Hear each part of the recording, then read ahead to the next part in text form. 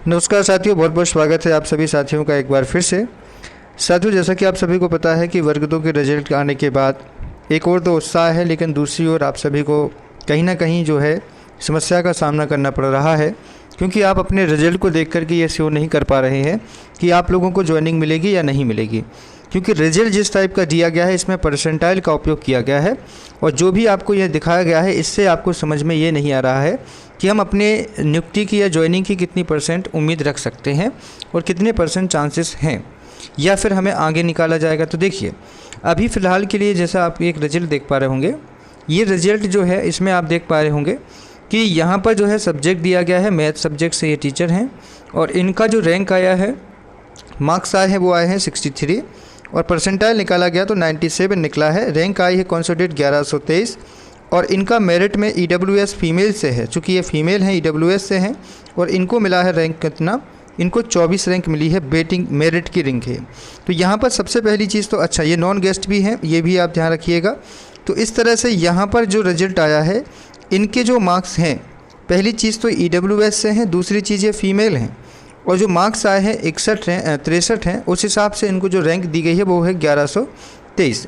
इसके बाद जैसा आप अगला रिजल्ट और देखिएगा, यहाँ पर ये जो विषय है ये संस्कृत विषय है और इस संस्कृत विषय में जो रैंक दी गई है वो दी गई है 2600 और इनका जो नंबर है वो है 73 इनका परसेंटाइल निकाला गया है। पहली चीज़ कि परसेंटाइल क्या होता है उसको यहाँ पर ऐसे समझ सकते हैं, जैसे कि आपको अपने सब्जेक्ट में रैंक दी जा रही है, क्योंकि आपको पता है कि परसेंटाइल जो निकाला जाता है वो आपकी परसेंटेज के हिसाब से नहीं होता, वो परसेंटाइल जो होता है आपके एग्ज़ाम में आपके मार्क्स कितने आए हैं। इसका मतलब ये है कि 72 जो आपके नंबर आए हैं ये आपकी एक रैंक है आपके सब्जेक्ट में। जैसे यहाँ कॉन्सोडेट रैंक 2612 है, तो ये जो रैंक दी गई है ये आपके विषय में टोटल 1 से लेकर के जितने बच्चों ने पेपर दिया था उसमें आपके नंबर कितने आए हैं। यहाँ कोई रिजर्वेशन नहीं है, गेस्ट नॉन गेस्ट नहीं है, ये सिर्फ सब्जेक्ट की प्योर रैंक आपकी दी गई है। तो इस हिसाब से आप यहाँ पर एक चीज़ देखिएगा कि आपके विषय की पोस्टें कितनी हैं। सपोज़ करिए कि यहाँ पर आपकी पोस्टें हैं 800 आपके संस्कृत में और यहाँ रैंक जो आई है वो 2600 आई है, मतलब टोटल पोस्ट से भी बहुत ज़्यादा रैंक है।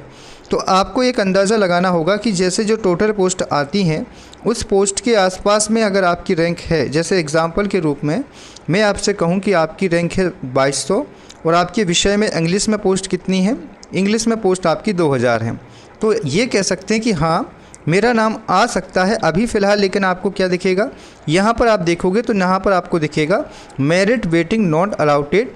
ये क्योंकि आपको ESB के बोर्ड ने जो रिजल्ट दिया है इसके हिसाब से ना तो आप मेरिट में हैं और ना ही अभी वेटिंग में हैं, क्योंकि यहाँ ESB बोर्ड ने सिर्फ 15% ही वेटिंग बनाई है और बाकी मेरिट बनाई है।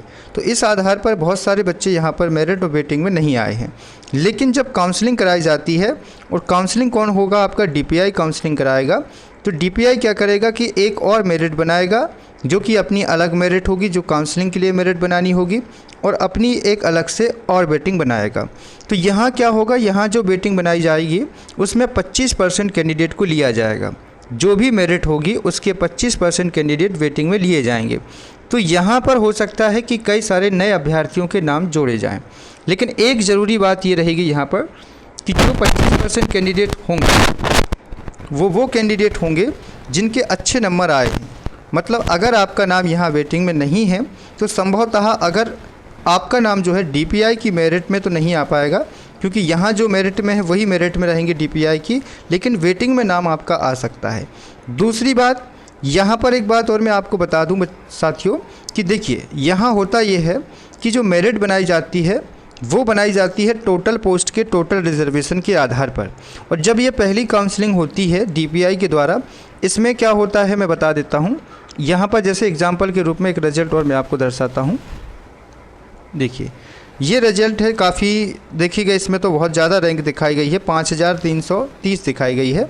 तो क्या होता है कि पहली काउंसलिंग में जब पोस्ट भरी जाती हैं तो जिनका नाम मेरिट में होता है उनको बुलाया जाता है और जिनका नाम होता है वेटिंग में उनको बुलाया जाता है।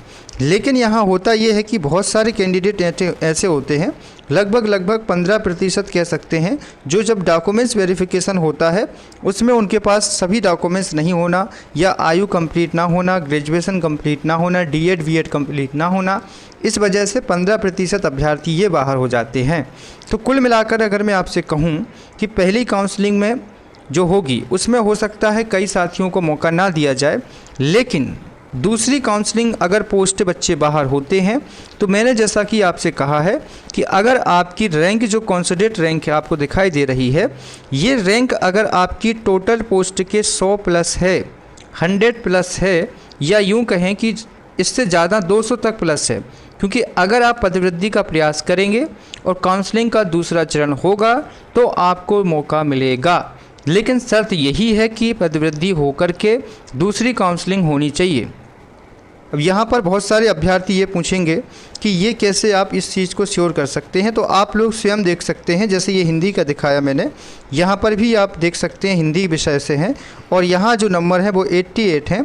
हाँ, अब ये देखिए सेफ़ हैं, इनकी जो रैंक आई हुई है ये आप मार्क्स से भी देख सकते हैं कि जब 88 मार्क्स आए तो रैंक इनकी 222 बनी है, और ये सेफ़ जोन में है। अब यहाँ पर आप देख सकते हैं इनको मेरिट और वेटिंग अलॉट नहीं हुई है, लेकिन ये सेफ़ किस हिसाब से हो गई सर? क्योंकि यहाँ पोस्टें कितनी हैं, अब हो सकता है इनका नाम वेटिंग में भी नहीं आया हो, क्योंकि वेटिंग मेरिट नॉट अलाउटेड हो रहा है। तो जब DPI अपनी मेरिट बनाएंगे या वेटिंग बनाएंगे तो इनका नाम वेटिंग में DPI की ज़रूर आएगा। ठीक है, तो चिंता ना करें कि आपका अगर यहाँ पर नहीं है, लेकिन इतना ज़रूर ध्यान रखें कि आपकी पोस्ट के हिसाब से आपकी जो रैंक है वो उससे 100 प्लस या 200 प्लस होना चाहिए।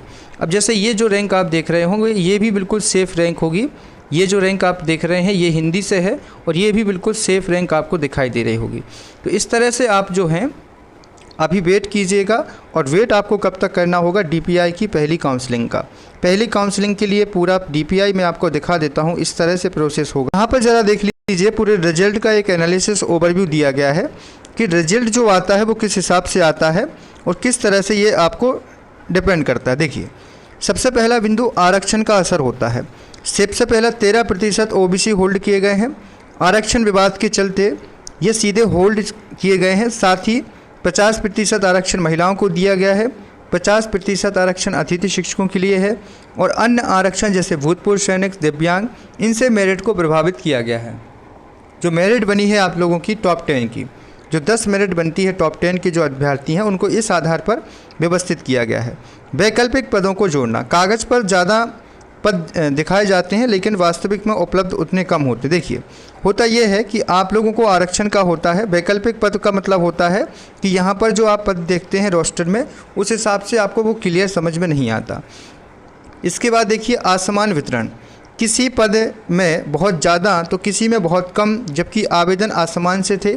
स्वाभाविक सी बात है कि आपने देखा होगा हिंदी विषय में कट ऑफ ज़्यादा गया है, वहीं इंग्लिश विषय में और गणित विषय, देखो गणित का इसलिए नहीं कह सकते क्योंकि गणित का पेपर बहुत कठिन आया था, विज्ञान भी प्लस उसमें आई थी, तो गणित का कट ऑफ तो लाजमी था कम जाना। लेकिन जो हिंदी का गया है और जो सामाजिक का गया है, ये पद कम होने की वजह से कट ऑफ ज़्यादा गया है। पद अगर समांतर होते, ये 1000 होते, 800 होते, तो ये कट ऑफ भी कम जाता, लेकिन पोस्ट कम है दोनों विषयों में, इसलिए कम जो है कट ऑफ गया। विज्ञान में पोस्ट तो बिल्कुल है भी नहीं है। काउंसलिंग और वेटिंग लिस्ट में कमी, पहली काउंसलिंग के बाद खाली पदों पर नियुक्ति नहीं होती है, जिससे पद रिक्त रह जाते हैं। अब यहाँ पर आप देखिएगा ये क्या है, आप सभी का पोर्टल है। इस पोर्टल से आपकी सभी की ज्वाइनिंग कराई जाती है। ये ऑफिशियली पोर्टल है जिसमें उच्च माध्यमिक शिक्षक, इसके बाद माध्यमिक और प्राथमिक शिक्षक। यहाँ पर क्या होता है, जैसे उच्च माध्यमिक की मैं बात कर रहा हूँ, अभी 2024 में भर्ती हुई थी।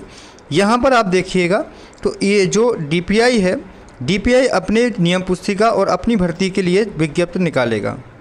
जो भी नियम पुस्तिका होगी, जैसे मैं आपको यहाँ दिखाना चाहता हूँ, चयन परीक्षा के लिए जारी नियम पुस्तिका, उच्च माध्यमिक नियोजन प्रक्रिया। अब नियोजन प्रक्रिया में जैसे कि आप क्लिक करेंगे तो आपके सामने यहाँ पर ये दिख जाएगा कि आप लोगों की जो रिक्वायरमेंट होनी है उसमें क्या क्या जानकारी आपके लिए ज़रूरी होगी। ठीक है, जब आप नियोजन के लिए आएंगे, आपको जो पात्रता के लिए, ठीक है, 40-50% का नियम तो आपको है। ठीक है, नियोजन में आपको क्या क्या होना पड़ेगा, देखो ये है रूल बुक उच्च माध्यमिक विषय की, माध्यमिक की ही मैं आपको बता देता हूँ, वर्ग 2 का मैं आपको बता देता हूँ। हालांकि ये 2023 से काउंसलिंग नहीं हुई है यहाँ पर, 2023 में आखिरी काउंसलिंग हुई थी। तो नियोजन प्रक्रिया में आप देखेंगे यहाँ पर आपको ये दिखा दिया जाएगा कि नियम क्या है, और नियम 2018 के ही अभी आपके ऊपर जारी किए जाएंगे। तो यहाँ पर क्या होगा, अब नेक्स्ट स्टेप होगा DPI आपके लिए काउंसलिंग प्रक्रिया के लिए एक नोटिस निकालेंगे, समर सारणी निकालेंगे। उसके बाद आप लोगों को दस्तावेज मेरिट और वेटिंग बनाएंगे। अब कुछ बच्चे कह रहे होंगे कि ये मेरिट बनेगी या नहीं बनेगी, DPI की मेरिट की बनने की कितने चांसेस हैं। देखिए अभी जो मेरिट बनाई गई है ये बनाई गई है ESB की, और ESB की मेरिट के आधार पर DPI ज्वाइनिंग देगा या नहीं देगा इसकी श्योरिटी नहीं है, क्योंकि शिक्षा विभाग अपनी स्वयं की मेरिट लिस्ट बनाएंगे और उन्हीं अभ्यर्थियों से क्या करवाएंगे, दस्तावेज़ों का सत्यापन करवाएंगे। जैसे यहाँ मैं आपको दिखाना चाहता हूँ, यहाँ क्या होगा सबसे पहला चरण होगा कि अभ्यर्थियों को दस्तावेज अपलोड करने होंगे। फिर दस्तावेज के लिए जो मेरिट लिस्ट होगी पहले जारी, अगर DPI मेरिट जारी करता है तो जहाँ तक संभावना है मेरिट जारी होगी, और यहाँ 25% वेटिंग बनेगी। जहाँ DPI जहाँ पर ESB ने 15% वेटिंग बनाई है, यहाँ 25% वेटिंग बनेगी।